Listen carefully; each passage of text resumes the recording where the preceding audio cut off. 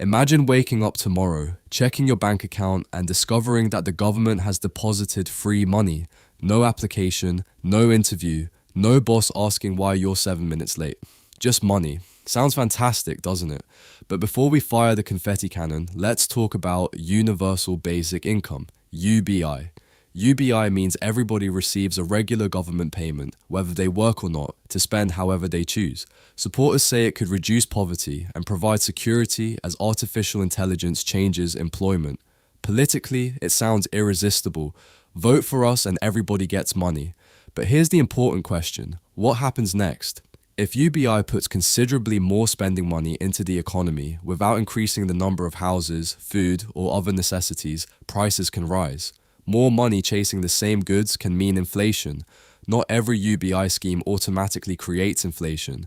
A tax-funded program differs from simply printing money. But the risk is real if spending grows faster than the country's ability to produce things. You might receive another $500.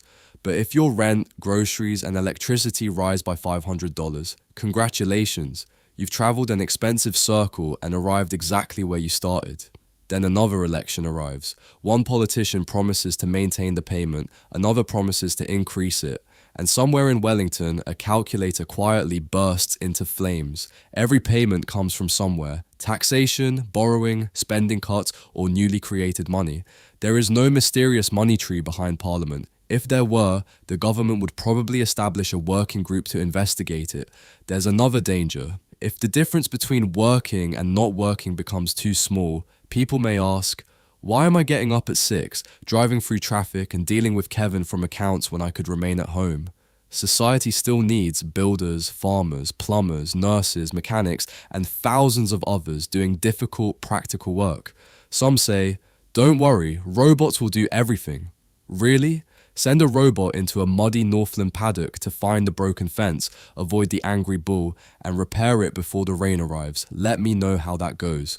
Robots will replace some jobs, but human judgment will remain valuable for a long time. So what's the alternative? I support universal basic provision. Instead of unrestricted cash, society guarantees that nobody falls below a decent minimum standard of living. A safe roof and proper bed, nutritious food, medical and dental care, education and practical training, protection for children, and genuine assistance for people unable to work because of disability, illness, age, or serious circumstances. That provides security without pretending choices and effort no longer matter. Cash cannot guarantee the rent is paid or children are fed. Most people make sensible decisions, but gambling, addiction, and other destructive behavior exist. Provision ensures essential needs are actually met. For people capable of contributing, assistance should involve employment, training, study, rehabilitation, caregiving, or useful community service. Not pointless punishment, not digging a hole on Monday and filling it on Tuesday. Something meaningful. Long-term recipients could still be expected to arrive on time and participate for agreed hours, just as working people do. That builds routine, confidence, skills, and connection, while recognizing that rights and responsibilities belong together. Employees commonly work a week or two before being paid.